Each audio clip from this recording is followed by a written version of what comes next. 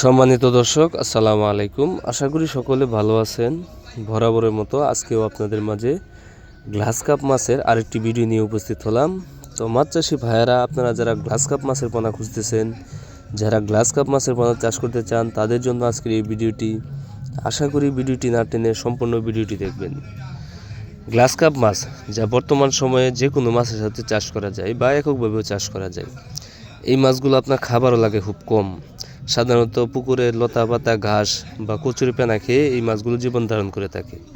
এই মাছগুলো চাষের ক্ষেত্রে খুব অল্প খরচে এই মাছগুলো চাষ করা যায়।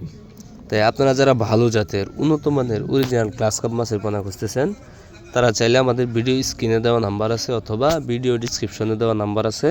আপনারা চাইলে যে কোনো সময়ে কল করে বাংলাদেশের যে কোনো জায়গা থেকে এই গ্লাস কাপ মাছের পোনাগুলো অর্ডার করতে পারেন।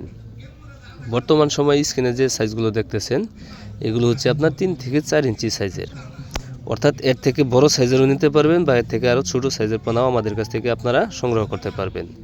তাই আপনারা যারা এই গ্লাস কাপ মাছের পোনা চাষ করতে চান, তারা চাইলে ক্যাটফিশ জাতীয় বা বাংলা যে কোনো কার্প জাতীয় মাছের সাথেও এই গ্লাস কাপ মাছের পোনাগুলো চাষ করতে পারবেন।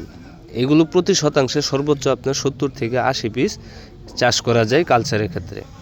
আর যদি আপনি মিশ্রভাবে অন্য অন্য মাছের সাথে চাষ করতে চান, প্রতি শতাংশে 40 থেকে 50 পিস অনায়াসে চাষ করতে পারবেন। তাহলে অতিরিক্ত ঘন হবে না, এই মাছগুলো খুব দ্রুত বড় হবে। আর এই মাছগুলোর সময় লাগে আপনার সর্বোচ্চ 6 থেকে 7 মাস। 6 থেকে 7 মাস যদি আপনি এই গ্লাস কাপ মাছের পোনাগুলো চাষ করেন, আপনার এক একটা মাছ 1.5 থেকে 2 কেজি বানিয়ে আপনি বাজারে বিক্রি করতে পারবেন। তো মাছ চাষি ভাইয়ারা, আপনারা অনেকেই রয়েছেন বেকার না থেকে মাছ চাষ শুরু করুন, আপনার বেকারত্ব দূর করুন। তো আজকের ভিডিওটি এই পর্যন্তই। ভিডিওটি যদি ভালো লেগে থাকে অবশ্যই একটা শেয়ার করবেন, কমেন্টে জানিয়ে দিবেন আপনার মহামূল্যবান মতামত।